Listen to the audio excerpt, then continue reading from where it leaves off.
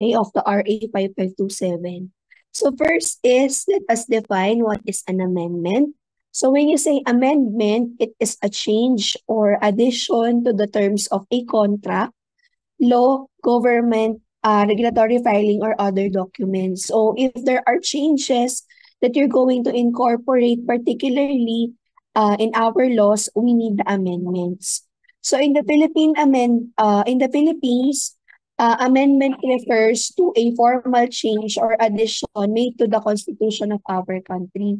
So like in any other legal systems, these amendments are crucial because they allow the Constitution to adapt to a new circumstance or to new circumstances, needs, or challenges that may arise over time. So in order for us to keep up with the changes and with the needs of our country, we need the amendments. Okay? Baka kasi meron na tayo mga laws that are not applicable by this time. So rather than changing them directly, we need to amend them. So the amendments allow the laws and policies to be refined over time, and they are key to maintaining a just, fair, and functional society by addressing new issues, protecting rights, and making sure that the law serves everyone equitably. Okay? So to sum it up, when you say amendments, ito yung mga addition or change with our existing laws. So take note that for RA 5527, there are three major amendments, starting with RA 6138 of August 31, 1970. So after a year of the approval of the RA 5527, nagkaroon na tayo ng first amendment wherein we amend three sections. And then PD 498 of June 28, 1974, after 4 years, which has 12 amendments, and the PD 1534 of June 11, 1978, after 4 years again, na meron tayong 5 amendments. Okay? So, first, we have RA 6138, an act to amend certain sections of RA 5527, starting with Section 16, qualification of examination.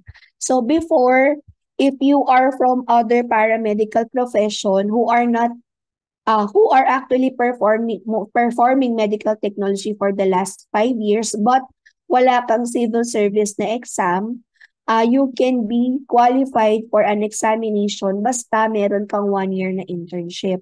But it is amended in RA 6138. So for those who graduated from some other paramedical profession that has been actually performing medical technology for the last 5 years, they can apply or qualify for examination. So tinanggal lang or omitted lang yung 1 year undergraduate internship or practical training.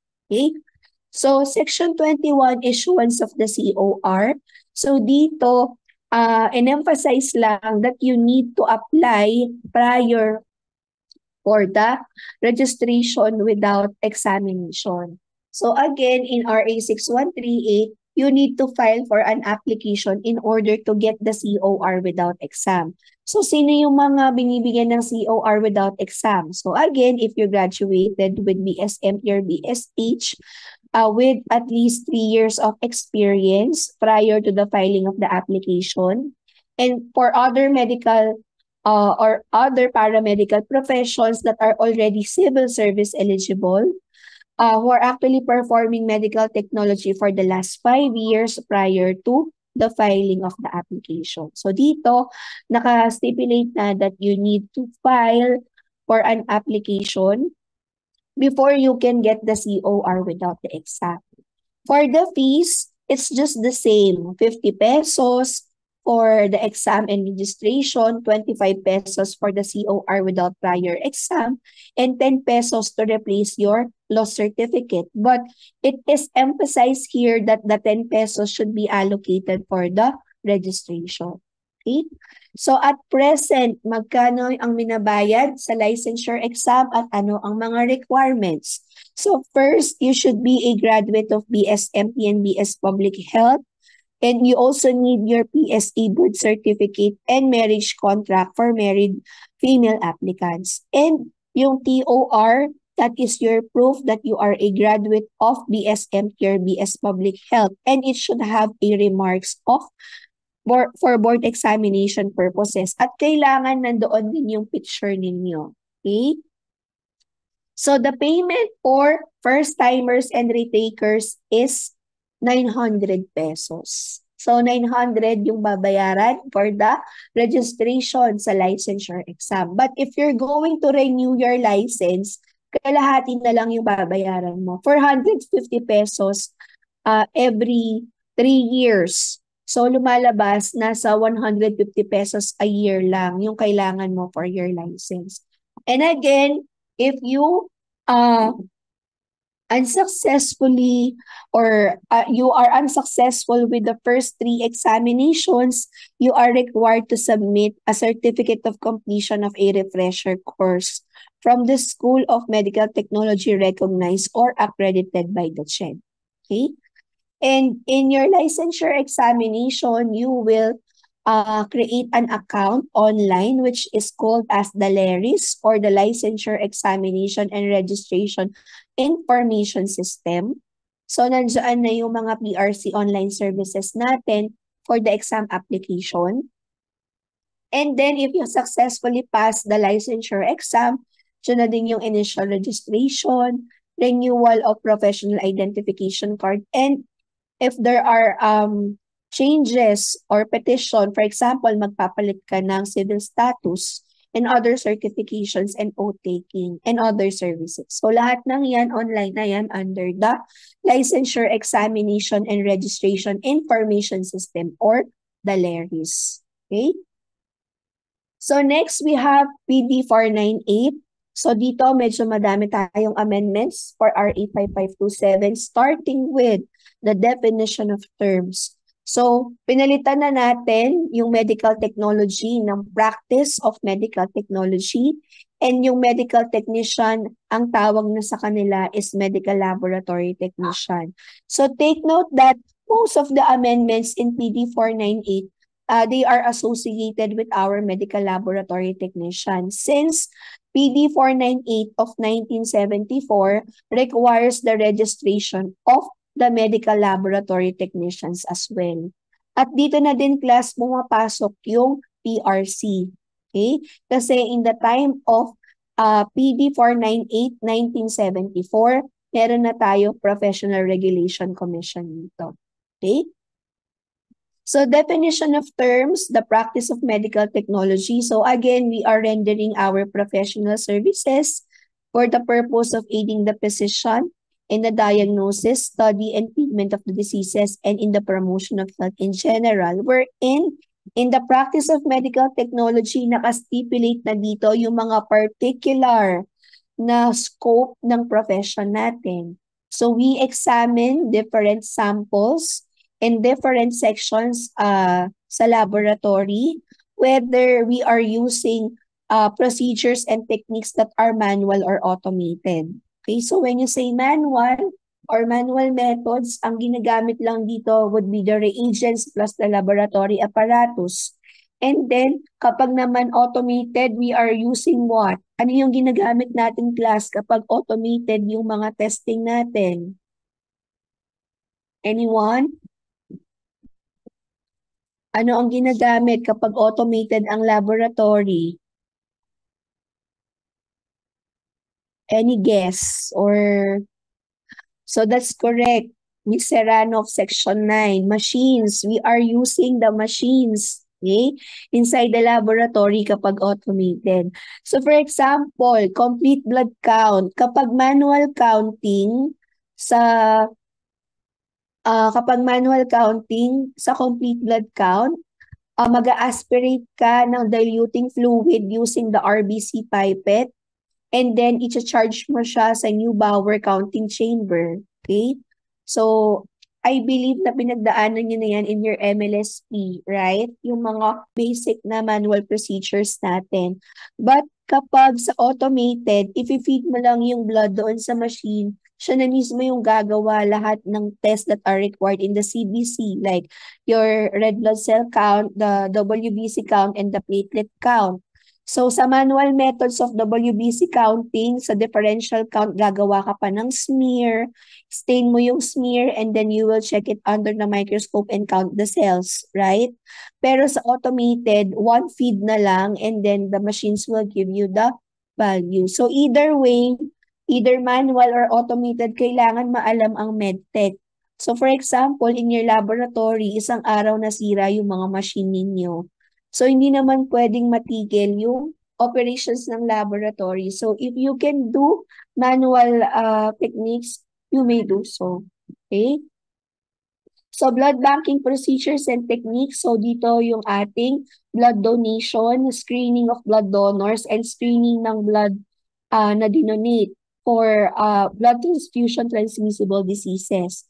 Parasitologic, so we have our direct fecal smear to check for the presence of the ova and parasites on your stool sample.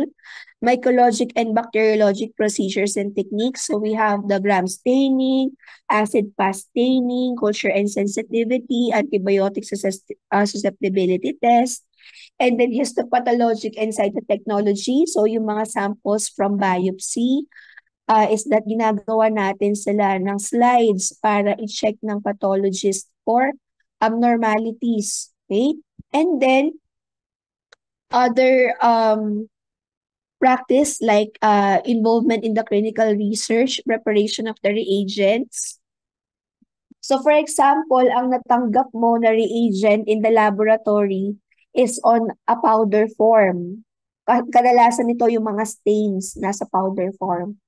So ang gagawin is i-reconstitute mo sila into a liquid form para magamit as stain. So titimplahin mo siya. So after that, kapag nakagawa ka na ng mga reagents or standards or mga stains, you cannot commercialize it or you cannot sell it to other laboratories. So it is exclusively for the use of your own laboratory. So we also do clinical laboratory quality control, especially when we are using machines. So we check for the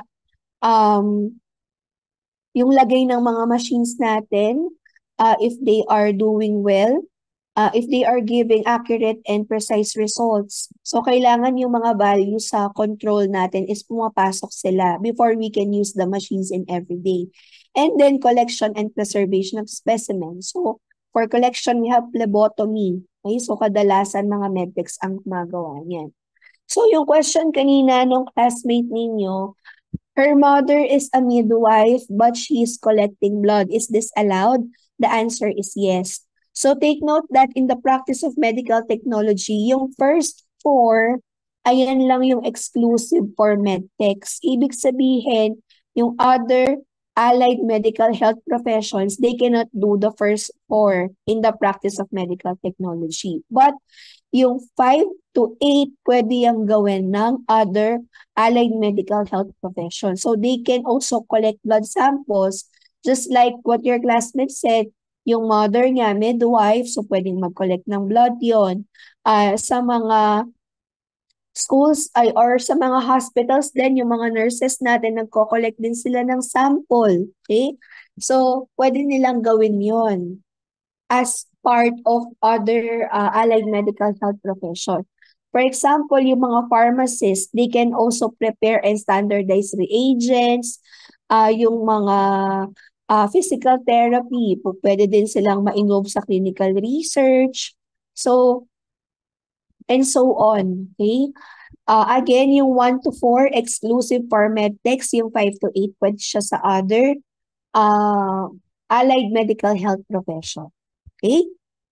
So next would be our medical laboratory technician. So under PD 498, they are also registered, okay, to assist the medical technologists and qualified pathologists in the practice of medical technology. Section 3, nagkaroon lang ng reshuffling sa composition ng Council of Medical Technology Education and natanggal yung president ng PAMET and the president of the Philippine Society of Pathologists as composition of the members. So for their compensation, they are all entitled to have their compensation regardless whether they receive regular salaries or not. Meaning to say, pati sa compensation, wala nang exemption ngayon. So, the chairman will receive 50 pesos per time and 25 pesos for each member. And then for the board, so they will now be working under the Professional Regulation Commission or PRC. And yung recommendation ng members ng board will be coming from the PRC and appointed pa din ng President of the Philippines. And each of them will serve for 3 years or until their successor shall have been appointed or duly qualifies. Meaning, as long as they are qualified and fit to work as members of the board, pwedeng hindi sila mapalitan at pwedeng magkaroon ng reappointment. Okay? So, qualification of the examiners, tinanggal dito yung pathologist. Okay? So, kailangan duly registered medical technologist, pwede nang maging chairman of the board kahit RMT lang. And then, in-specify lang dito yung years kung kailan hindi ka pwedeng affiliated sa school. So, at least 2 years prior to the appointment. Kailangan hindi ka faculty or affiliated with any medical technology schools. So, yung iba is just the same, Filipino citizen with good moral character and at least may 10 years na practice prior to the appointment. So, for functions and duties of the board in subsection C, nilagay lang or dinagdag yung medical laboratory technician. So, the board can issue, suspend, and revoke the COR of both medical technologists and the medical laboratory technician. And meron lang tayong mga added na functions and duties of the board that are associated with the clinical laboratories and blood banks. So, they determine the adequacy of the technical staff in the clinical laboratories and blood banks, prescribe the qualifications and training for the medical technologists, and in the clinical laboratory, pwedeng magkaroon ng classification with the following and kung ano ba yung mga qualifications for that. So, ano yung mga qualification or ano yung classification natin? So, yung mga medtech sa laboratory, they can be classified as chief medtech, senior medtech, medical technologist, and the medical laboratory technician. So, ayan yung mga na-add sa functions and duties of the board. Accreditation of the schools and training laboratory. For the schools, it's just the same. Department of Education and Culture, napalitan lang yung pangalan. But for the laboratory, ang magbibigay na ng accreditation in PD 498 would be the PRC. Okay? With the recommendation of the Board of Medical Technology. So before, under yan sa jurisdiction ng Council of Medical Technology. But under PD 498, nailipat siya sa Department of Education and the PRC. Okay? With the jurisdiction now or under now ng Board of Medical Technology. So for qualifications for examination, napalitan lang yung name ng BS Hygiene to BS Public Health. Scope of the examination, so again, magre-report na sila sa Professional Regulation Commission and the scope shall be published at least 30 days before the date of the exam. So kung meron mang changes, at least 3 months prior to the date of the examination, kung may papalitan sila sa list of subject or sa percentage, kailangan maibigay na nila beforehand. And then issuance of the COR, in the year 1974, may inflation tayo. So tumaas na yung sinisigil nila from 50 pesos or from 25 pesos, it is now 115 pesos. So again, COR without examination is now 115 pesos. So the COR without examination can also be given for those who graduated with BSMT or BSEH sa mga foreign country, basta't yung standard ng education nila is same as ours. So they need to have at least 3 years of experience prior to the filing of the application for the COR without examination. And then those who graduated from other professions, kailangan lang ng 8 years na experience prior to the filing of the application. And then issuance of the COR for medical laboratory technician. So they will pay 50 pesos for that. So sino yung mga mabibigyan ng COR for medical laboratory technician? If they pass the civil service exam on March 21, 1964, and if they finish 2-year college course and has at least 1 year of experience as medical laboratory technician. Additional pa na 4 years na experience because 2-year lang yung college course nila. So, every year na deficiency sa college attainment, meron kang 2 years na experience na dapat meron. So, all in all, you should have at least 5-year experience if you are only a college graduate of a 2-year course. Okay? And for those who are working as medical laboratory technicians for the past 10 years or meron kang 10 years na experience, entitled ka pa rin to have the COR without examination. So that is only applicable before. At ito yung applicable sa atin ngayon at the present. If you pass or if you fail to pass the licensure examination, pero yung rating mo is at least 70%, you can apply for a medical laboratory technician na COR. So for example, nakatatlong beses ka na licensure examination at hindi ka pa din pumapasa at ayaw mo nang mag-refresher course and doon sa last na score mo sa pangatlong licensure examination is ang average mo is 72%, so, pwede ka nang manguha ng COR and ng license as medical laboratory technician. But then again, if you still want to pursue the RMT, COR, and the license, pwede ka pa din namang mag-file, okay? Para sa susunod na licensure examination for medical technologists, basta imi-meet mo pa din yung mga requirements for the registration, okay? So, penal provisions, dinagdag lang din yung medical laboratory technician. So, any person or corporate body who shall employ anyone in his or allow anyone in his employ who is not a registered medical technologist or medical laboratory technician. And sa repealing clause, class, kung mapapansin ninyo, wala na tayong ibang laws na kinoconsider. So, all laws, executive orders, decrees, rules, and regulations that are inconsistent are repealed, amended, or modified accordingly. Okay? So next would be the last amendment, which is PD 1534, further amending certain sections. So dito class, ang mapapansin lang ninyo is that kung ano yung mga inalis sa PD 498, binalik nila sa PD 1534. Kung ano yung ibang dinagdag sa sa PD 498, inalis nila sa PD 1534. Okay? So doon mapapansin niyo yung mga changes, kung ano ba yung mas need or kung ano ba yung mas magandang applicable. Kaya merong mga nilagay na tinanggal, meron naman mga tinanggal na ibinalik ulit. Okay?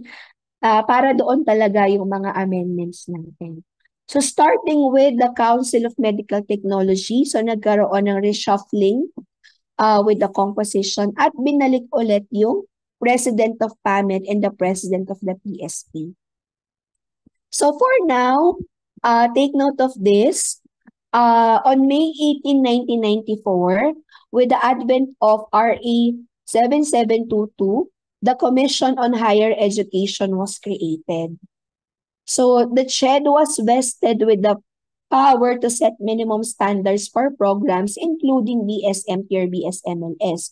So yung ating mga post-secondary educational institutions, whether public or private, they will be under the CHED. So yung mga college students, under yan ng Commission on Higher Education. Yung mga elementary natin, saka yung mga high school, they are under the Department of Education. Okay?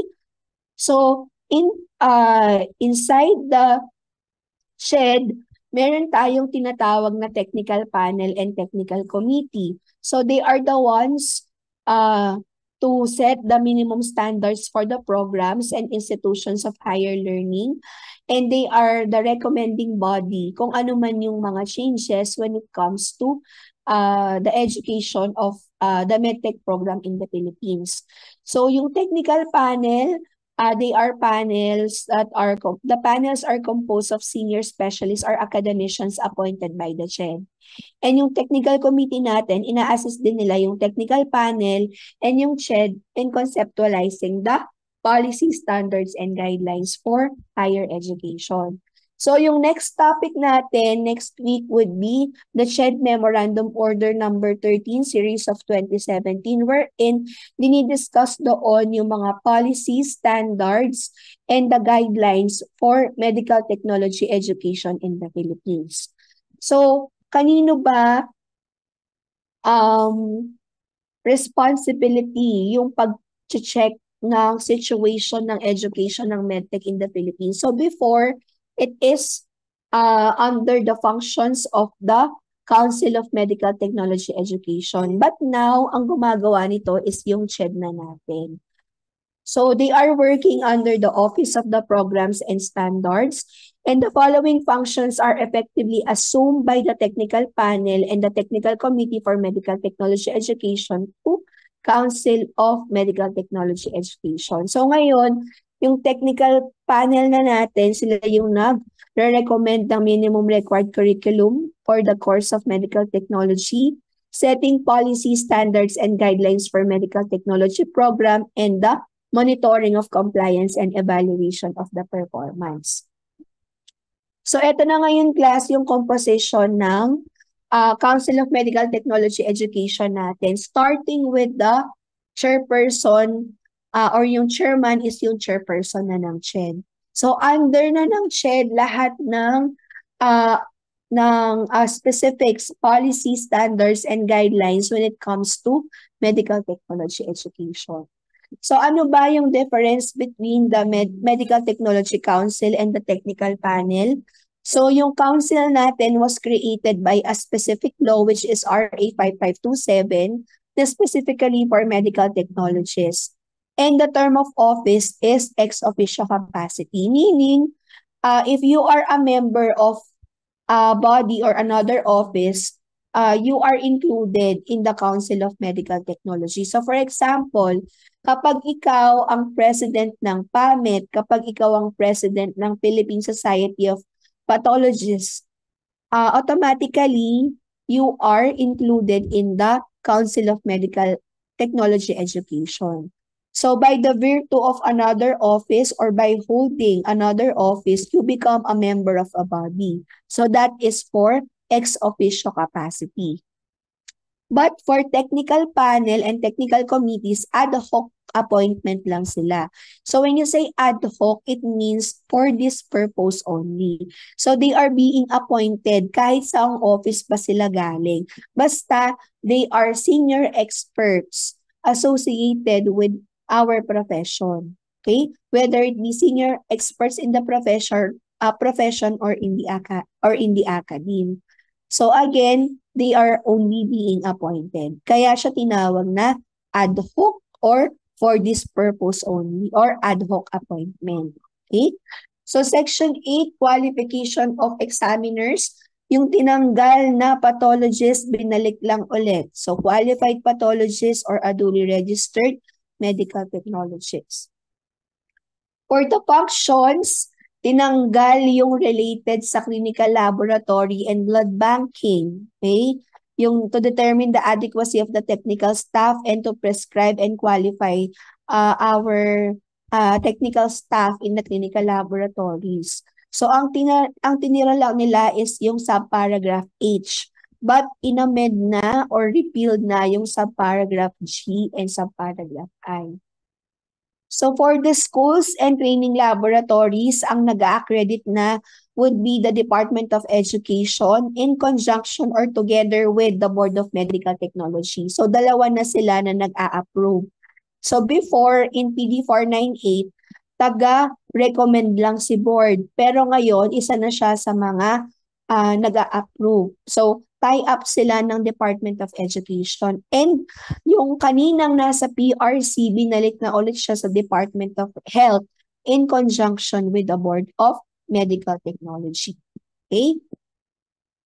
So what are the qualifications ng mga clinical laboratory in order to be accredited as medical technology training laboratory? So it must be, as mentioned earlier, a tertiary laboratory accredited by the DOH, yung hospital, and accredited by CHED, yung training laboratory.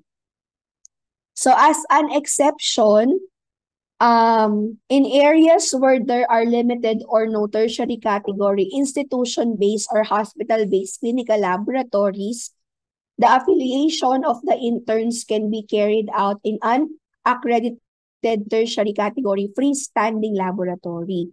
So meaning to say, kapag madaming interns sa isang lugar at hindi na kaya ng mga hospital-based na clinical lab, pwedeng mag-accredit ng mga freestanding laboratories as long as they are tertiary laboratories. For example, high precision diagnostics, isa yan sa mga pinakamalaking freestanding laboratories in the country.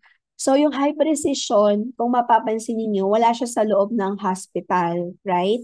So, yung mga laboratories niya are freestanding, meaning to say, kapag nagkulangan tayo ng training laboratories that are hospital-based, we can accredit some freestanding laboratories as long as they are in the tertiary category. Okay? So, repealing clause, again, dito, meron na tayong considerations. So, all executive orders, decrees, rules, and regulations that are inconsistent are repealed, but nothing in the decree should repeal the Medical Act, Clinical Laboratory Act, and the Blood Banking Law. So to summarize, Sections 2, 4, 7, 17, 22, and 29 are amended once or isang beses lang sila na-amend. But Sections 3, 8, 11, 13, 16, 21, and 31 are amended twice. Okay? So the lecture with this topic is based on the following references.